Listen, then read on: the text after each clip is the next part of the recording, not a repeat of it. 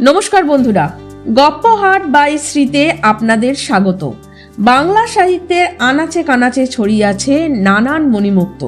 আমি শ্রী আপনাদের সামনে নিয়ে আসবো সেই সব অমূল্য রতন। নিয়মিত বাংলা সাহিত্যের সেই সব অমূল্য সম্পদের খোঁজ পেতে চাইলে অবশ্যই গপ্পহাট বাই শ্রী চ্যানেলটি সাবস্ক্রাইব করে নেবেন।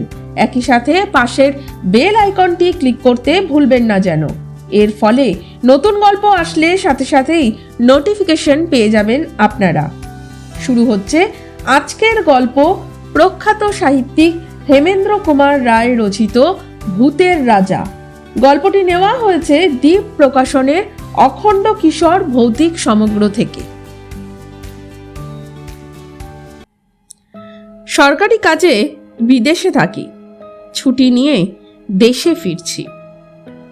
সাঁওতাল পরগনার যে জায়গায় আমার কর্মস্থল ছিল সেখান থেকে রেল স্টেশনে যেতে প্রায় 30 মাইলেরও ওপর পথ পার হতে হবে। পাহাড়ি পথ, এক মাইল হচ্ছে 2-3 মাইলের ধাক্কা। তার উপরে রাতের বেলায় পথে বাঘ ভাল্লুকের সঙ্গেও আলাপ হওয়ার সম্ভাবনা কম নয়। সকালবেলায় বেরোলেও মাঝপথে সন্ধ্যা হবেই, তখন একটা আশ্রয়ের দরকার। মাঝপথে কাছাকাছি স্থানীয় রাজার একটা শিকার কুঠি ছিল। রাজা বা তার বন্ধুরা শিকারে বেরোলে এই কুঠি হতো তাদের প্রধান আস্তানা। রাজার ম্যানেজারের সঙ্গে আলাপ ছিল, তাকে গিয়ে অনুরোধ জানালুম শিকার কুঠিতে একটা রাতের জন্য আমাকে মাথা গোজবার জায়গা দিতে হবে। ম্যানেজার বললেন, এখন শিকারের সময় নয়, কুঠি খালি পড়ে আছে। আপনি 1 রাত কেন, 1 মাস থাকতে পারেন। এখানকার পুলিশ সুপারিনটেন্ডেন্ট টেলর সাহেবও আজ রাতটা সেখানে বিশ্রাম করবেন। কুঠিতে আরও ঘর আছে, আপনারও থাকবার অসুবিধা হবে না। কিন্তু কিন্তু কি? কিন্তু আপনি সেখানে রাত কাটাতে পারবেন কি? কেন পারবো না? লোকের মুখে শুনি কুঠিতে নাকি অপদেবতার ভয় আছে। অপদেবতা? হ্যাঁ, অপদেবতা ছাড়া আর কি বলবো। কুঠির পাশেই শালবনের ভেতর সাঁওতালদের এক ভুতুড়ে দেবতা আছে। সেই দেবতা নাকি ভূতের রাজা। তার ভয়ে সাঁওতালরা পর্যন্ত সন্ধ্যার পর ওপারা মারায় না। তারা বলে তাদের দেবতা নাকি রাতের বেলায় কুঠির ভেতরে ঘুমোতে আসে। আমি হো হো করে হেসে উঠে বললুম, বেশ তো, মানুষ হয়ে দেবতার সঙ্গে রাত্রিবাস করব, এটা তো মস্ত পুণ্যের কথা, আমি রাজি। ম্যানেজার বললেন, আমি অবশ্য সব ছেলে মানুষই কথায় ততটা বিশ্বাস করি না, তবু বলা তো যায় না। যথা সময়ে ডুলিতে চড়ে রওনা হয়ে সন্ধ্যার কিছু আগেই শিকার কুঠিতে পৌঁছল। ডুলি বেয়ারারা চলে গেল। মাইল 3 তফাতে একটা গাঁয়ে গিয়ে তারা আজকের রাতটা কাটাবে। কাল সকালে আবার ডুলি নিয়ে আসবে। কুঠির বারান্দায় একখানা বেতের চেয়ারে বসে টেলর সাহেব তামাকের পাইপ টানছিলেন। সাহেবের সঙ্গে আমারও বেশ পরিচয় ছিল। আমাকে দেখে সাহেব বললেন, এই যে গুপ্ত যে, তুমি কোথায় যাচ্ছ? ছুটি নিয়ে দেশে ফিরছি। তুমি? আমি হোমে যাচ্ছি। তুমি কি আজ এখানে থাকবে? হ্যাঁ সাহেব। বেশ বেশ, দুজনে একসঙ্গে রাত কাটানো যাবে, এ ভালোই হলো। 2 জন কেন সাহেব? 3 জন। 3 জন আবার কে? তুমি কি আমার আর্দালির কথা বলছো? ও, তাকে আমি মানুষের মধ্যেই গণ্য করি না। না সাহেব, তোমার আর্দালির কথা বলছি না। তবে কি কুঠির দারওয়ানের কথা ভাবছ? না, সে রাত্রে এখানে থাকে না। না না, আমি দারওয়ানের কথাও বলছি না। তুমি কি শোনোনি সাহেব, সাঁওতালদের এক দেবতা রাত্রে আমাদের সঙ্গী হতে পারেন? টেলর হেসে বললেন, ওহো, শুনেছি বটে, তা সে রূপকথার এক বর্ণ আমি বিশ্বাস করি না। তুমি করো নাকি? করলে এখানে একলা রাত কাটাতে আসি? টেলর পাইপে 3-4টে টান মেরে বললে, দেখো গুপ্ত, সাঁওতালদের এই দেবতাটিকে আমি দেখেছি। এমন বিভৎস দেবতা পৃথিবীতে আর দুটি নেই। তাকে দেখে আমার ভারী পছন্দ হয়েছে। পছন্দ হয়েছে? হ্যাঁ, তাই ঠিক করেছি কালকে যাবার সময় আমি তাকে সঙ্গে করে নিয়ে যাব। ইংল্যান্ডে আমার বাড়ির বৈঠকখানায় তাকে সাজিয়ে রেখে দেব। আমার বন্ধুরা তাকে দেখলে খুব তারিফ করবেন। আমি হেসে বললুম, তাহলে বোঝা যাচ্ছে কাল থেকে দেবতা আর কুঠির ভেতরে শুতে আসবেন না। তবে এই বেলা তাকে একবার দর্শন করে আসি। তার আড্ডা কোথায়? টেলার আঙুল দিয়ে বললে, ওই যে ওইখানে, মিনিট খানেকের পথ। পায়ে পায়ে এগিয়ে গেলুম। কুঠির পাশেই অনেকগুলো শালগাছ দল বেঁধে দাঁড়িয়ে আছে। তাদেরই ছায়ায় একটা পাথুরে ঢিপির ওপরে মানুষের মতো উঁচু একটা মূর্তিকে দেখতে পেলুম। মূর্তিটা রং করা কাঠের। তার দেহ মাপে মানুষের মতন বটে, কিন্তু তার মুখ দানবের মতন প্রকাণ্ড। আর সে মুখের ভাব কি ভয়ঙ্কর! দেখলেই বুকের কাছটা ছ্যাঁত ছ্যাঁত করতে থাকে। মাথার চুলগুলো সাপের মতন ঝুলছে, কান দুটো হাতির মতন, মুখখানা খানিক সিংহ আর খানিক ভাল্লুকের মতন, দুটো গোল গোল কাঁচের চোখ আগুনের মতো জ্বলছে। হাঁ করা বড় বড় দাঁতওয়ালা মুখের ভিতর থেকে রাঙা টকটকে লকলকে জিভের আধখানা বাইরে বেরিয়ে পড়ে ঝুলছে। কাঁধ ও মুন্ডের মাঝখানে গলাটা দেখলে মনে হয় কে যেন একটা লিকলিকে সরু বাখারির উপরে মুখখানাকে বসিয়ে দিয়েছে। হাত দুখানা বাঘের থাবার মতো। কোমরের কাছ থেকে পা পর্যন্ত দেহের কোনো অঙ্গ দেখা যাচ্ছে না। কাঠকে খুদে আর কোনো অঙ্গ গড়াই হয়নি। মূর্তির গায়ের রং আলকাত্রার মতন কালো, আর মুখের রং খানিক সাদা, খানিক তামাটে ও খানিক হলদে। ভাবলুম, এ মূর্তি যদি সত্য সত্য রাত্রে কুঠির ভিতরে ঘুমাতে আসে, তাহলে আমাদের ঘুম এ জীবনে আর ভাঙবে কি? ধীরে ধীরে কুঠির দিকে ফিরে এলুম। টেলার পশ্চিমের আকাশের দিকে তাকিয়ে কি দেখছিল। আমাকে দেখে সে বললে, গুপ্ত, খুব ঝড় বৃষ্টি আসছে, ওই দেখো। সত্য কথা, পশ্চিমের আকাশখানা আচম্বিতে ঠিক যেন কালো কোষ্ঠী পাথর হয়ে গেছে। ঝড় উঠতে আর দেরি নেই।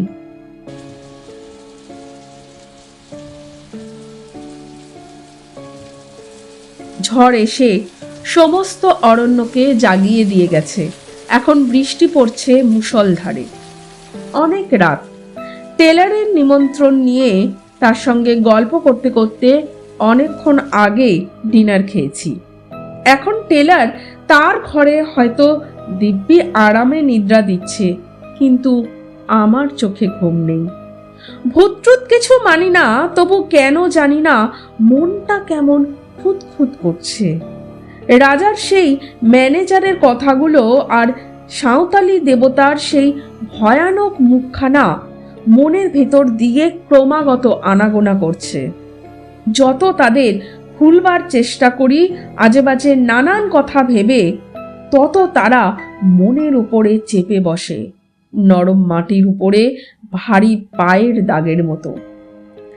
বাইরে বৃষ্টি ঝরছে, ঝমঝম রমরম।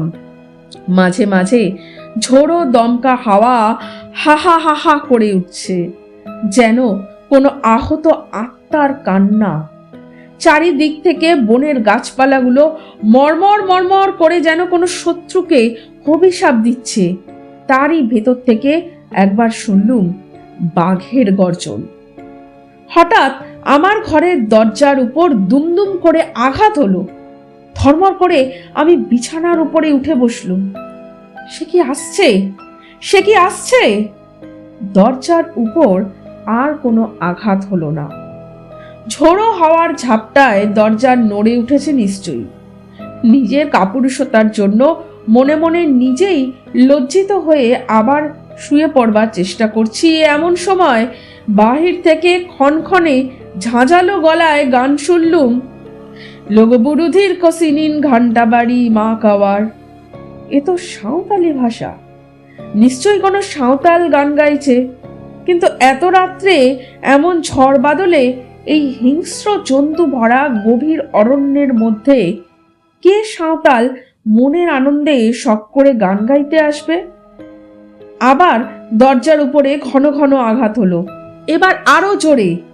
আমার সমস্ত শরীর রোমাঞ্চিত হয়ে উঠল। এ তো ঝড়ের ধাক্কা নয়, এ যে সত্যি সত্যি কে দরজা ঠেলছে আর ঠেলছে। তবে কি সে এসেছে? তবে কি সে এখানে ঘুমোতে এসেছে?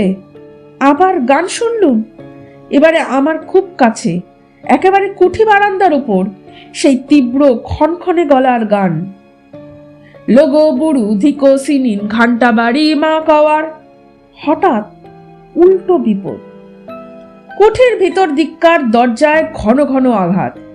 ভিতরে বাহিরে বিপদ দেখে প্রায় যখন হাল ছেড়ে দিয়ে বসেছি, এমন সময় শুনলুম, গুপ্ত, গুপ্ত, ভগবানের দোহাই খোলো, দরজা খোলো শিগগিরি।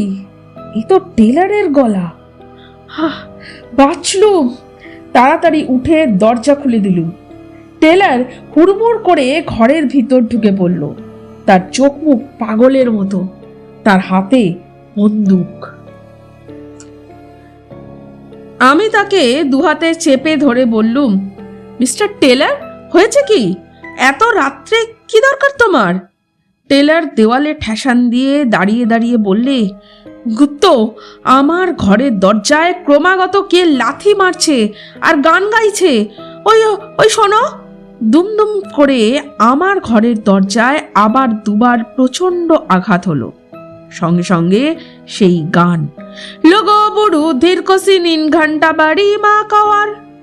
আচমকা আবার একটা ঝড়ের ঝাপটা এসে দরজা জানলার উপরে আছড়ে পড়ল এবং সঙ্গে সঙ্গে বিদ্যুতের আলোকে স্পষ্ট দেখলুম বারান্দার উপরে কার একটা জীবন্ত ছায়ামূর্তি দাঁড়িয়ে রয়েছে।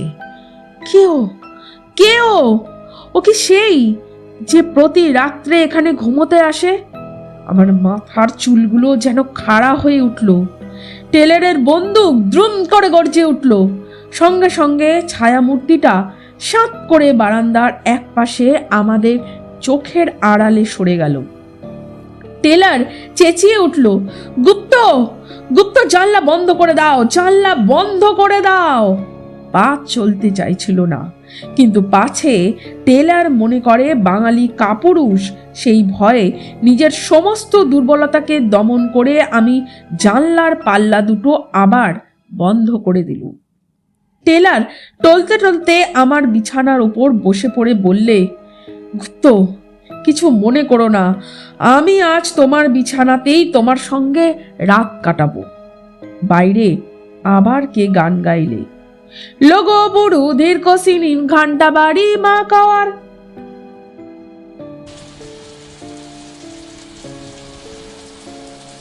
সকালবেলা, কিন্তু তখনও সমানভাবে বৃষ্টি ঝরছে আর ঝরছেই। আস্তে আস্তে দরজা খুলে বারান্দায় এসে দাঁড়ালো।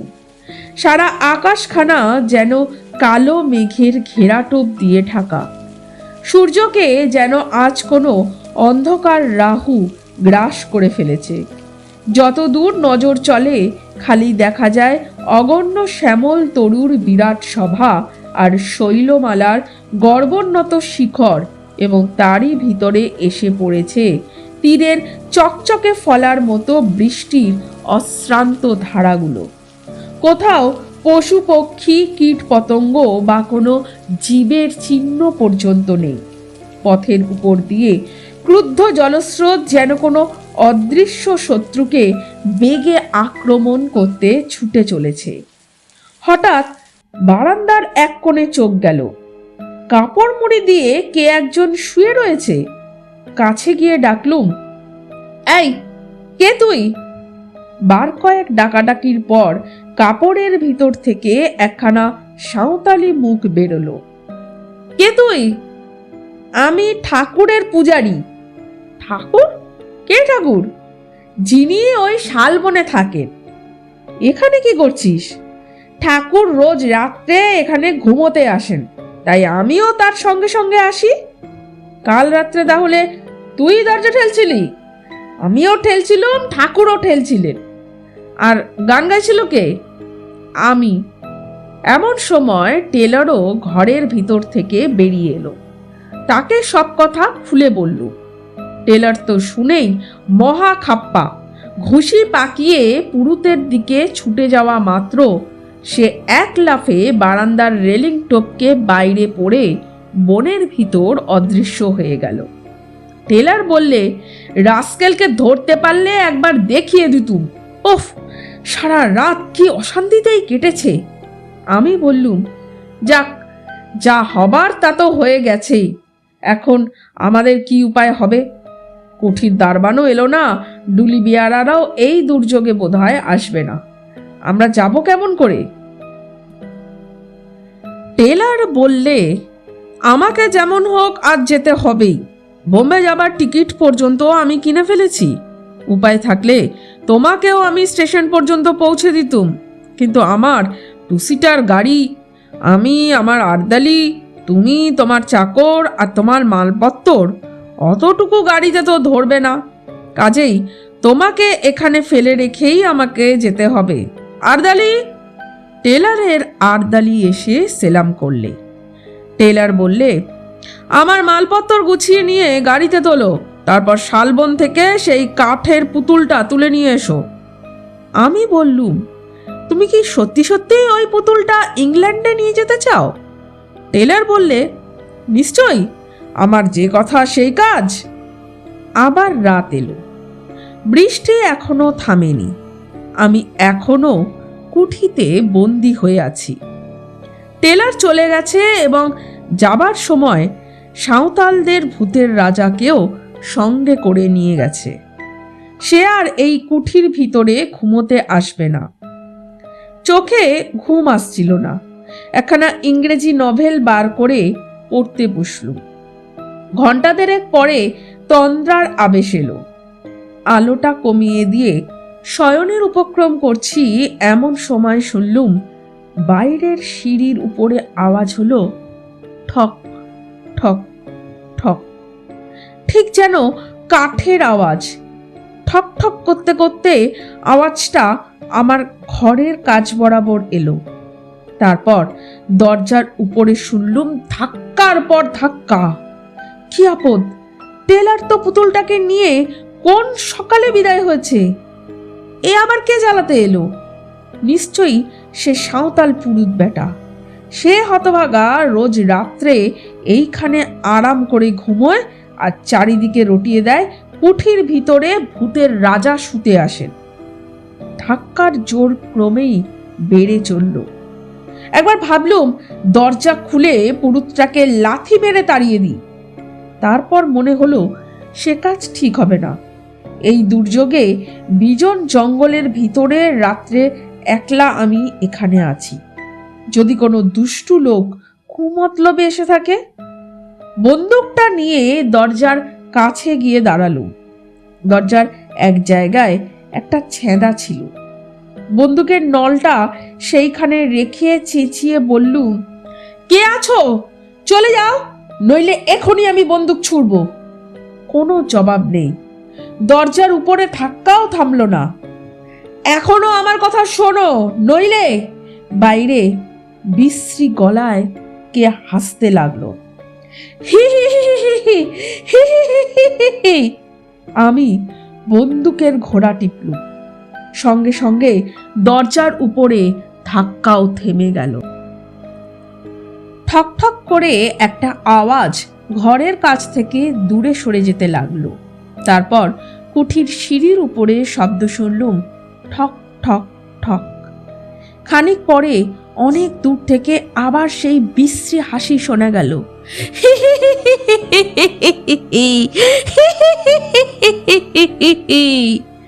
সে হাসি অমানুষিক, শরীরের রক্ত যেন জল করে দেয়। শেষ রাতে জল ধরে গেল। সকালে দরজা খুলতেই কাঁচা সোনার মতো কচি রোদ এসে ঘরখানা যেন হাসিতে ভরিয়ে তুললে। রোদ দেখে মনটা খুশি হয়ে উঠল। বারান্দায় বেরিয়েই দেখি এক কোণে কাপড় মুড়ি দিয়ে কে শুয়ে রয়েছে। তেড়ে গিয়ে মারলুম তাকে এক ধাক্কা। ধর্মর করে সে উঠে বসল। সেই সাঁওতাল পুরুতরা? ক্রুদ্ধস্বরে বললুম, কাল আবার কি করতে এখানে এসেছিলি? ভারী চালাকি পেয়েছিস না? লোকটার মুখের ভাব একটুও বদলালো না। শান্ত স্বরে বললে, আমার ঠাকুর কাল এখানে ঘুমোতে এসেছিলেন, আমিও তাই এসেছিলুম। তোর ঠাকুর কোথায়? সাহেব তো তাকে নিয়ে চলে গেছে। আমার ঠাকুর যেখানে থাকেন সেইখানেই আছেন। মিথ্যে কথা, আমি নিজের চোখে দেখেছি টেলার তাকে নিয়ে চলে গেছে।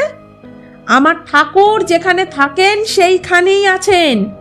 কুঠি থেকে বেরিয়ে পড়ে ছুটে পাশের শালবনে গিয়া হাজির হলুম। সবিস্ময়ে দেখলুম ভূতের রাজা চোখ পাকিয়ে লকলকে জিভ বার করে ঠিক সেইখানেই দাঁড়িয়ে আছে। আর আর ও কি? মূর্তির পেটের ওপরে একটা গর্ত, ঠিক যেন বন্দুকের গুলির দাগ।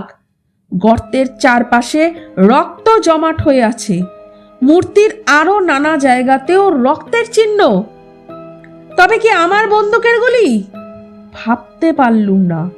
মূর্তির দিকে আর তাকাতেও পারলুম না। কেমন একটা অজানা ভয়ে আমার সমস্ত শরীর আচ্ছন্ন হয়ে গেল। প্রাণপণে দৌড়ে সেখান থেকে পালিয়ে এলুম। কলকাতায় ফিরে এসেই খবরের কাগজে এই বিবরণ পড়লুম। সাঁওতাল পরগনার police superintendent mister J Taylor কর্ম হইতে অবসর লইয়া বিলাতে যাইতেছিলেন, কিন্তু পথের মধ্যে এক বিপদে পড়িয়া খুব সম্ভব তিনি প্রাণ হারাইয়াছেন। স্থানীয় জঙ্গলের ভিতর তার মোটর গাড়ি পাওয়া গিয়াছে। মোটরের উপরে, ভিতরে ও চারিপাশে রক্তের দাগ, কিন্তু মিস্টার টেলার ও তাহার আর্দালির কোনোই সন্ধান পাওয়া যাইতেছে না। পুলিশ সন্দেহ করিতেছে মিস্টার টেলার ও তার আর্দালিকে ব্যাঘ্র বা অন্য কোনো হিংস্র জন্তু আক্রমণ করিয়াছে। নিকটস্থ জঙ্গলে এক নরখাদক ব্যাঘ্রেরও খোঁজ পাওয়া গিয়াছে। সেই ভুতুড়ে মূর্তির গায়ে যে রক্তের দাগ লেগেছিল, তাহলে সেই রক্ত হচ্ছে হতভাগ্য টেলারের আর তার আর্দালির গায়ের রক্ত। এবং সেই সাঁওতাল পুরুতটাই নিশ্চয়ই কোনো গতিকে খবর পেয়ে ভূতের রাজাকে আবার শালবনে ফিরিয়ে এনেছিল। মনকে এই বলে প্রবোধ দিলুম বটে, কিন্তু প্রতিজ্ঞা করলুম শিকার কুঠিতে আর কখনো রাত্রিবাস করব না। কিসে কি হয় কে জানে।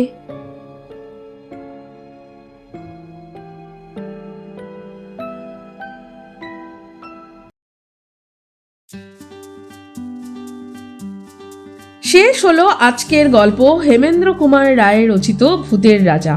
গল্পটি কেমন লাগলো তা অবশ্যই কমেন্ট করে জানাবেন বন্ধুরা। পাশাপাশি গল্পটি ভালো লাগলে অবশ্যই লাইক ও শেয়ার করে দেবেন। আজ তাহলে এই পর্যন্তই। আবার আসবো আমি নতুন গল্প নিয়ে।